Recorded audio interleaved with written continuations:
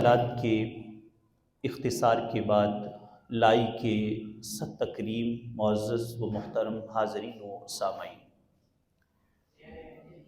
جمعۃ المبارک کی کیفاور اور ایمان افروز گھڑیاں ہمارا مقدر ہیں۔ التجا ہے پروردگار عالم ان مقدس ساعات کو ہمارے لیے باعث کفارہ سیئات بنائے۔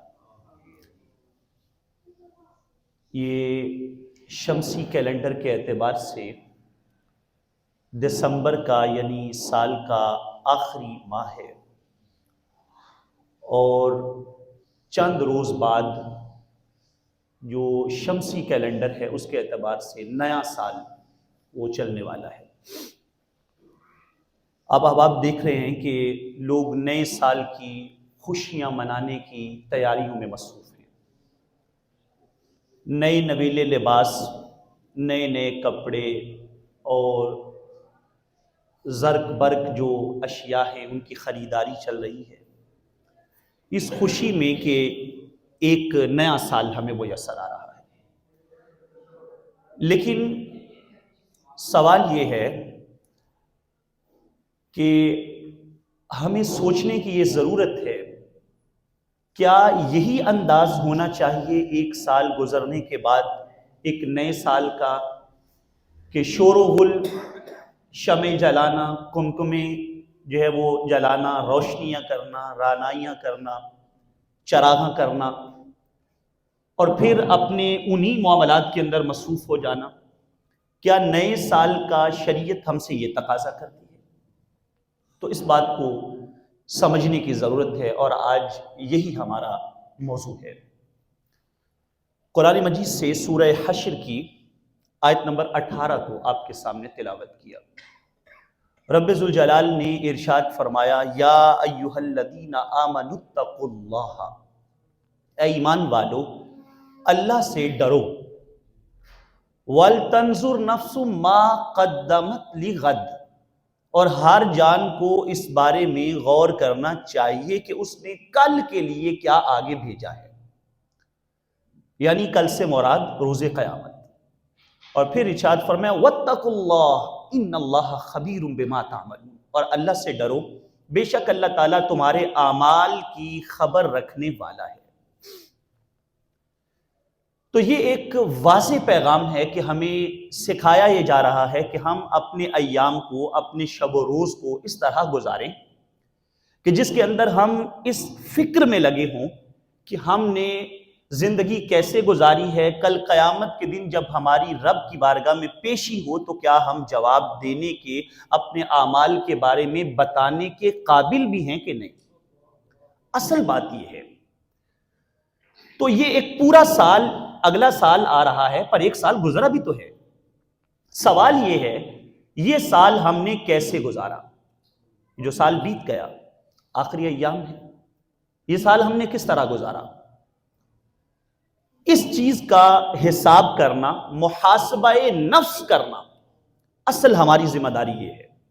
اور امام الانبیاء علیہ السلام نے ارشاد فرمایا، الکیس من دانا نفسہ، فرمایا دانا بندہ وہ ہے، عقل مند بندہ وہ ہے جو اپنے نفس کی، اپنے باطن کی تربیت کرتا ہے اور محاسبہ نفس کرتا ہے۔ وَعَمِلَ لِمَا بَعْدَ الْمَوْتِ، اور موت کے بعد جو اس کے ساتھ ہونا ہے یہ اس کی تیاری کرتا ہے۔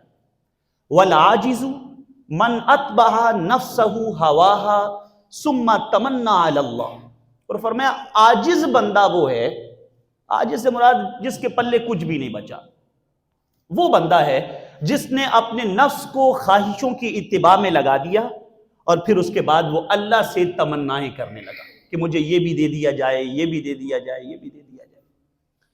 تو دانائی اس بات میں ہے، دانا بندہ وہ ہے جو اپنے کل کے لیے تیاری کر رہا ہے، جو اپنے کل کی فکر میں ہے۔ اس پہ ایک اور فرمان جو جمع الجوامع کے اندر علامہ سیوطی علیہ رحمہ لاتے ہیں، آقا دو جہاں صلی اللہ علیہ وسلم نے ارشاد فرمایا، جب بھی سورج طلوع ہوتا ہے وہ ایک اعلان کرتا ہے، وہ ایک آواز دیتا ہے۔ ہر طلوع ہونے والا سورج ایک اعلان کرتا ہوا جاتا ہے من استطاع ان يعمل خيرا فليعمل فاني غير مكرر عليكم ابدا. وہ سورج کہتا ہے بندو، اے لوگو، جو بندہ اچھا کام کر سکتا ہے کر لے، کیونکہ آج کے بعد یہ آج والا سورج لوٹ کر پھر کبھی نہیں آنا.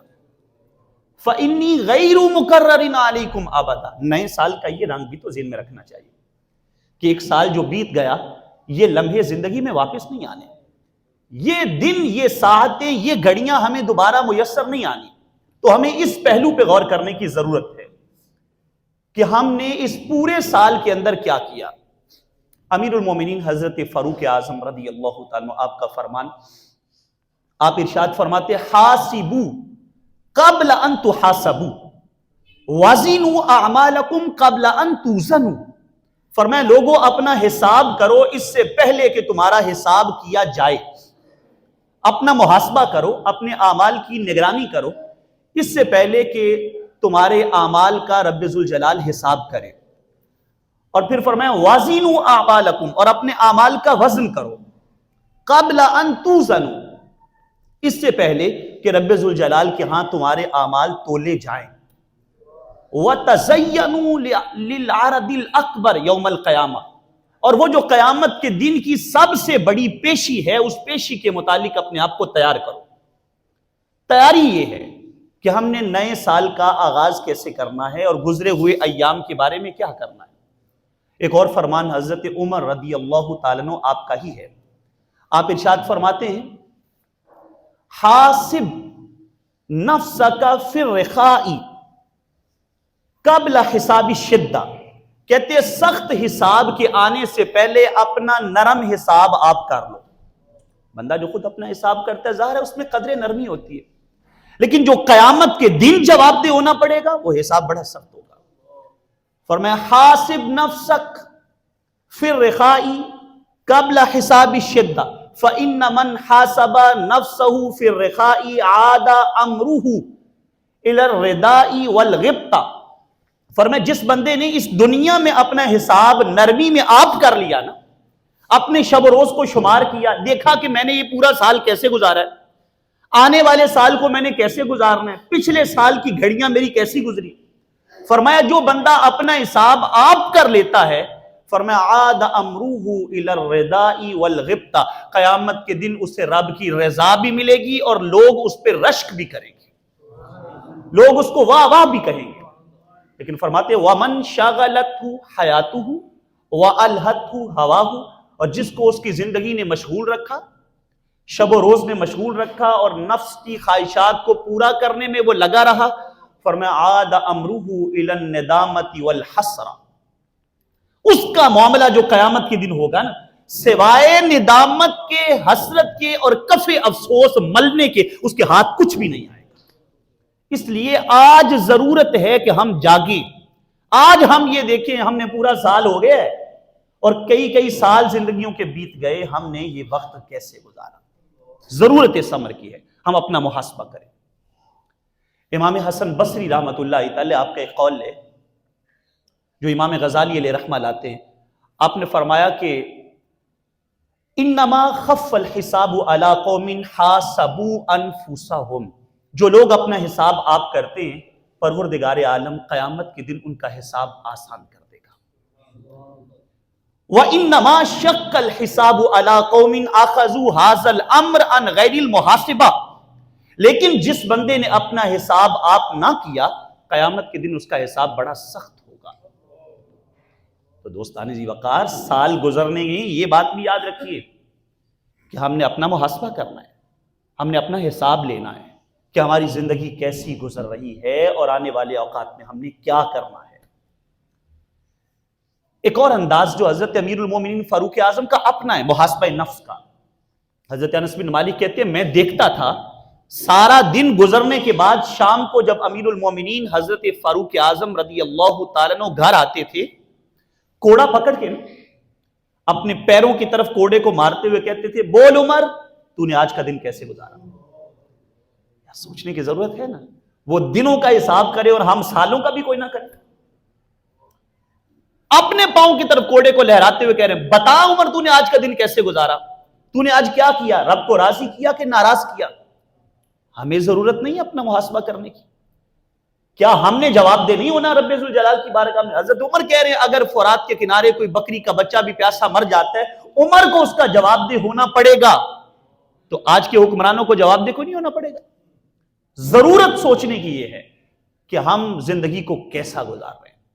اور حضرت انس بن مالک کہتے ہیں میں نے ایک دن دیکھا حضرت عمر ایک باغ میں گئے, جب آپ باغ کی طرف جا رہے تھے نا تو راستے میں عورتوں نے, لوگوں نے کہا امیر المومنین السلام, امیر المومنین سلام, امیر المومنین سلام.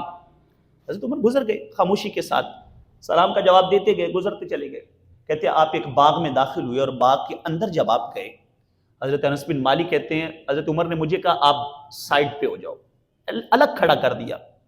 لیکن کہتے ہیں میں دیکھ تو نہیں رہا تھا, پر مجھے آواز آ رہی تھی. حضرت عمر اپنے آپ سے مخاطب ہو کے کہہ رہے تھے بخن بخن امیر المومنین, واہ واہ تو امیر المومنین ہے.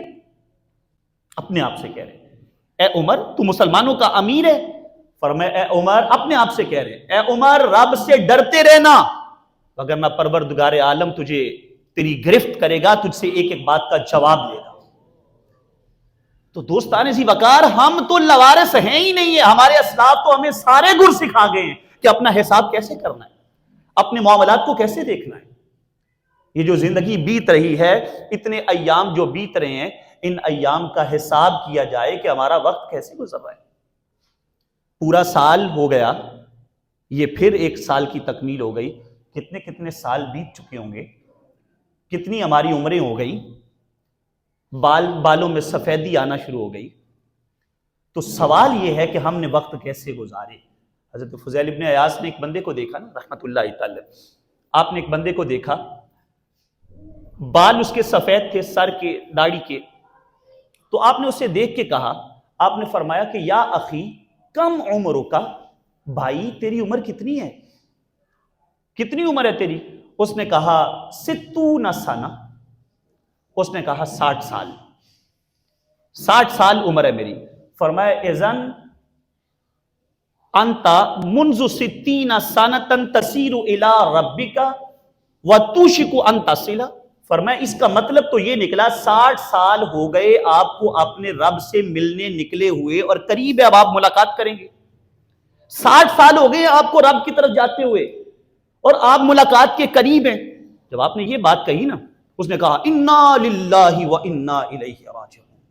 اس نے کہا ہم اللہ کے لیے ہیں, ہم نے اللہ کی طرف لوٹ کے جانا ہے. یہ جملہ کہا. آپ نے فرمایا یا اخی هل عرفت معناه, بھائی تجھے اس کا معنی بھی آتا ہے جو تو پڑھ رہا ہے, جو تو کہہ رہا ہے تجھے معنی آتا ہے؟ اس نے کہا نعم عرفت انی للہ عبد و انی الیہ راجع, میں اللہ کا بندہ ہوں اور میں نے اللہ کی طرف لوٹ کے جانا ہے.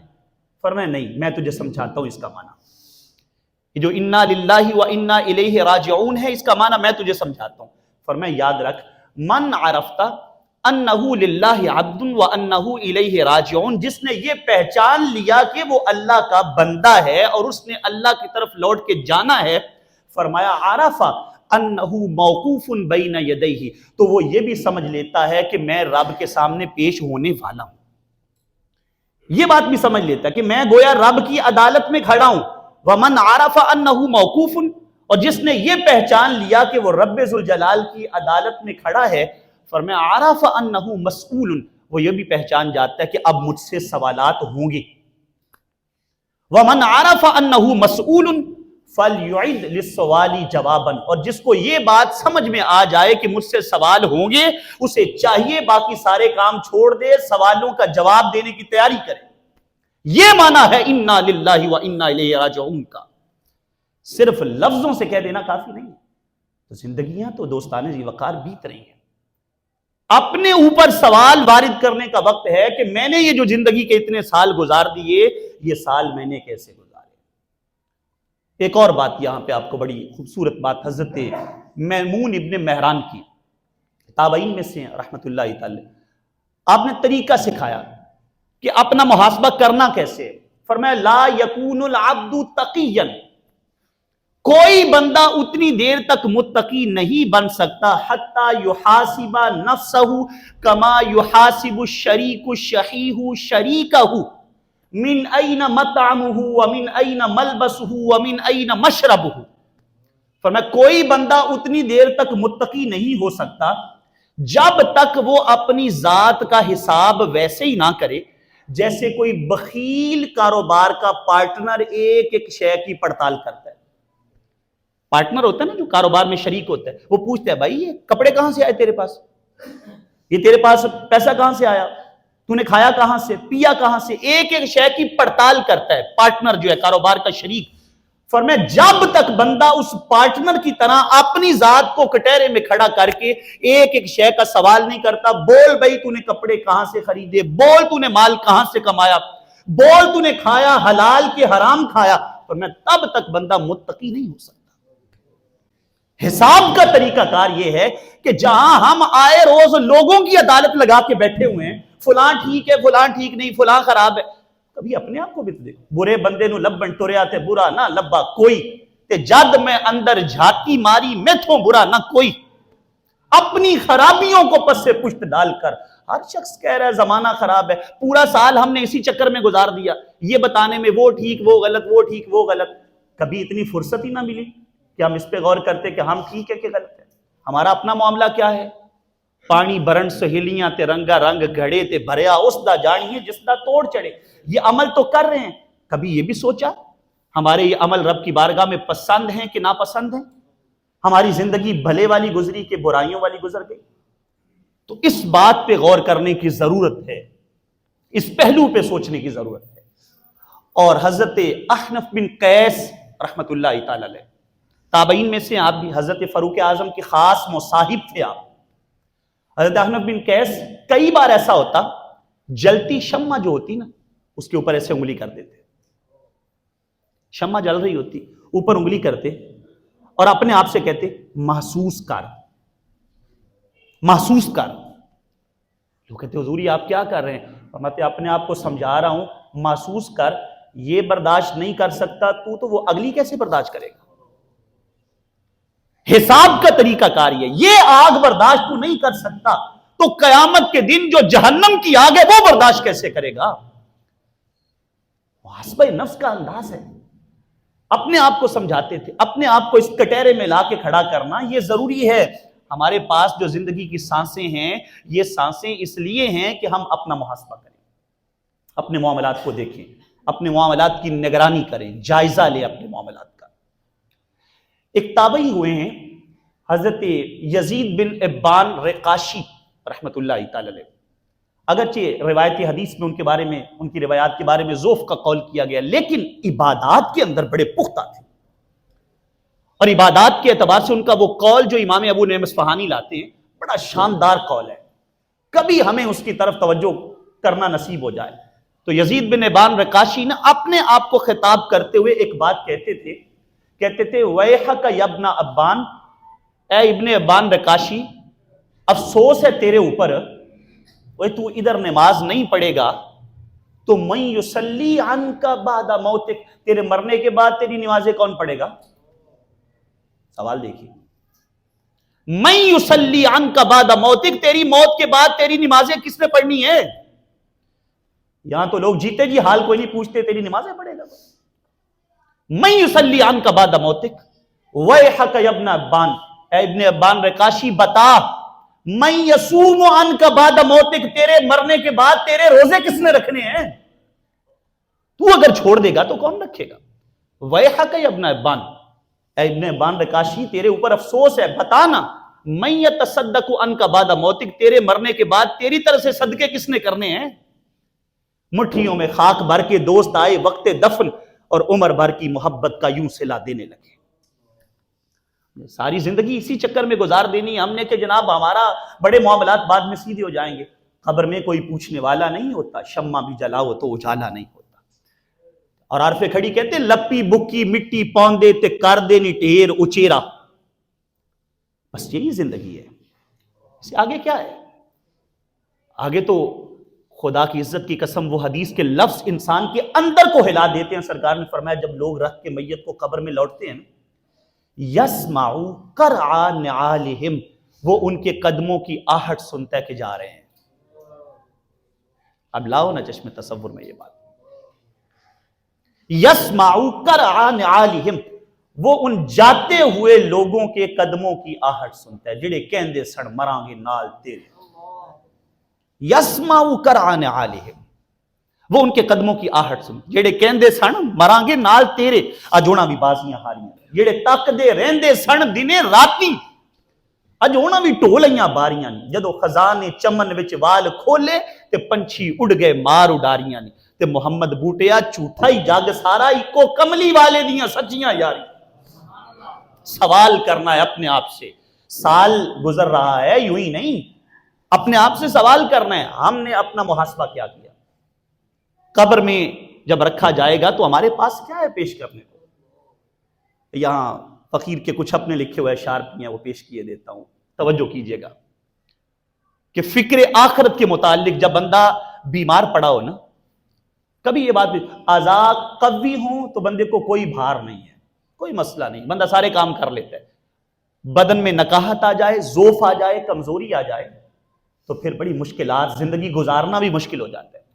تو ایک بیمار پڑا ہے جس کو ڈاکٹروں نے، طبیبوں نے لا علاج قرار دے دیا ہے، وہ اپنی زندگی کے آخری دن گن رہا ہے، اور وہ کیا کہہ رہا ہے وہ سنیے. سب طبیبوں نے مجھے اب لکھ دیا ہے لا علاج، میرے جینے کی ہر ایک کوشش ہوئی بیکار ہے. چاہنے والے میرے اور جو بھی میرا یار ہے، ہو گیا ہر کوئی دیکھو مجھ سے اب بیزار ہے. زندگانی کے سفر کی ہو چکی ہے شام اب، زندگانی کے سفر کی ہو چکی ہے شام اب، سامنے منزل میرے ہے راہ بھی پرخار ہے. کل جو کہتے تھے کہ جینا تیرے بن دشوار ہے، اب جنازے میں میرے ان کی بڑی رفتار ہے. چھوڑ آئے ہیں مجھے اب قبر میں تنہا ہوں میں، ہائے ہے اب مجھ کو یہاں پر روشنی درکار ہے. چھوڑ آیا ہوں میں سب کچھ جینے والوں کے لیے، کوئی ساتھ تو نہیں لے کے جاتا کچھ بھی. چھوڑ آیا ہوں میں سب کچھ جینے والوں کے لیے، میرا اب کچھ ہے تو بس ایک قبر کی دیوار ہے. اور قبر سے میری مسلسل آ رہی ہے یہ آواز، اوے بے وفا دنیا ہے اس سے دوستی بیکار ہے.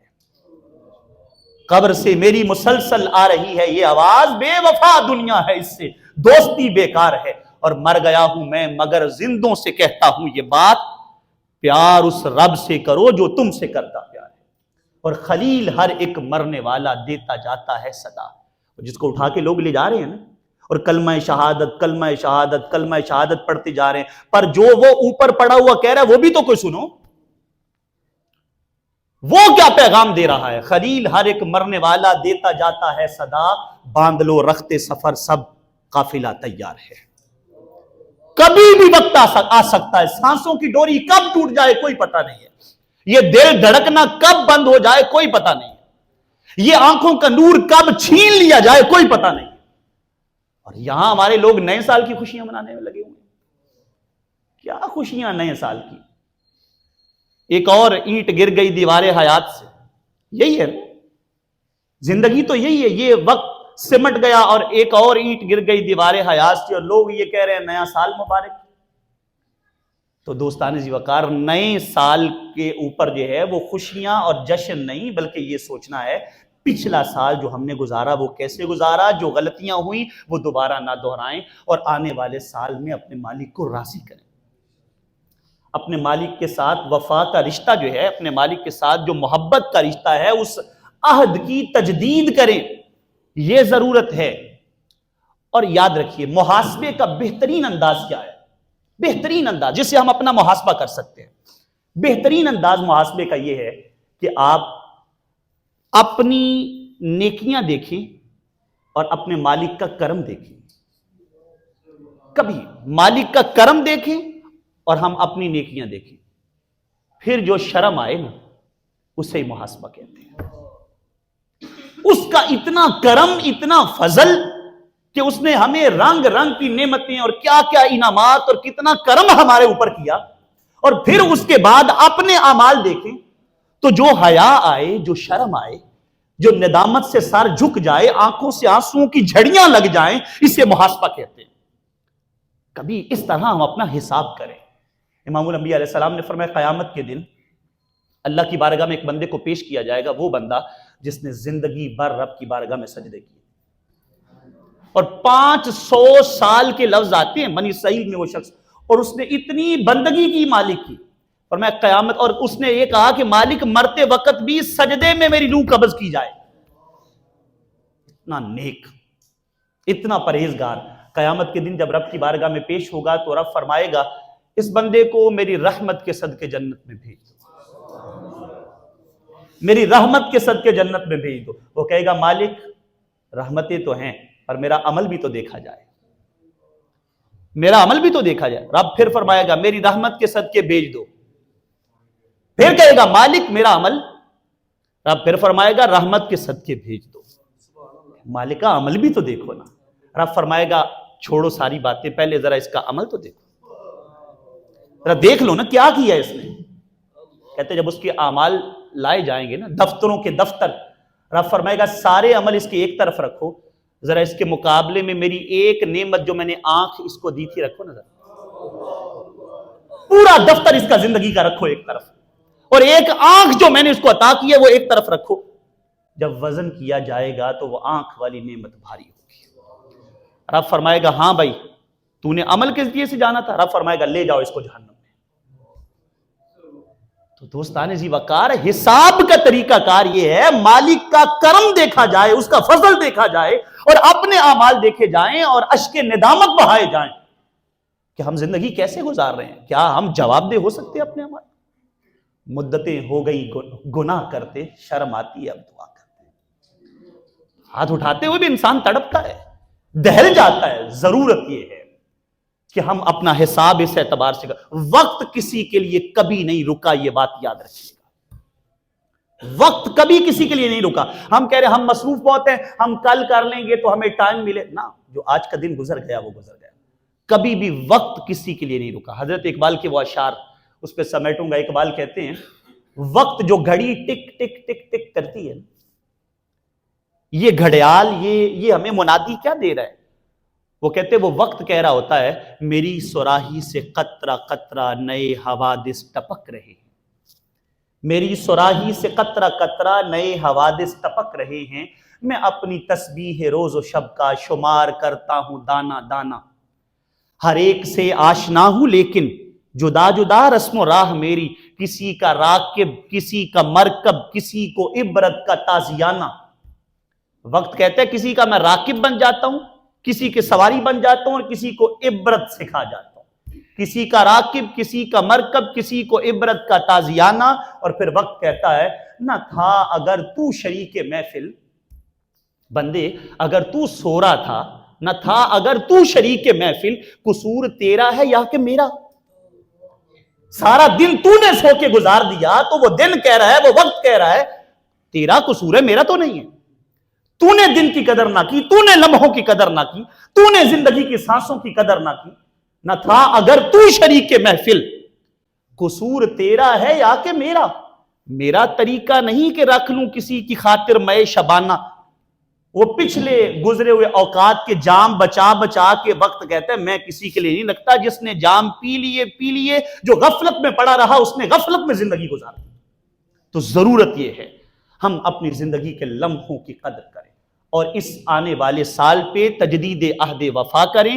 گزرے ہوئے سال کے گناہوں پہ معافی مانگیں، اللہ کی بارگاہ میں استغفار کریں، اپنی گزشتہ نمازوں کا حساب کریں. مجھ سے کتنی نمازیں چھوٹ گئیں، کتنی قرآن کی تلاوتیں چھوٹ گئیں، ان کا تسلسل بنائیے، ان کو برقرار رکھیے. اس سے پہلے کہ وہ وقت آ جائے کہ جس وقت میں مالک کی بارگاہ میں بندہ کھڑا ہو. اور حضرت اقبال کہتے یہ گھڑی محشر کی ہے، تو عرصہ محشر میں ہے. یہ گھڑی محشر کی ہے، تو عرصہ محشر میں ہے. پیش کر غافل اگر کوئی عمل دفتر میں ہے. تو اس وقت اعمال کی پیشی کا مطالبہ ہوگا. اس لیے ہمیں بیداری کی ضرورت ہے، جاگ جانے کی ضرورت ہے. دعا ہے رب ذوالجلال ہمیں توفیق عمل نصیب فرمائے.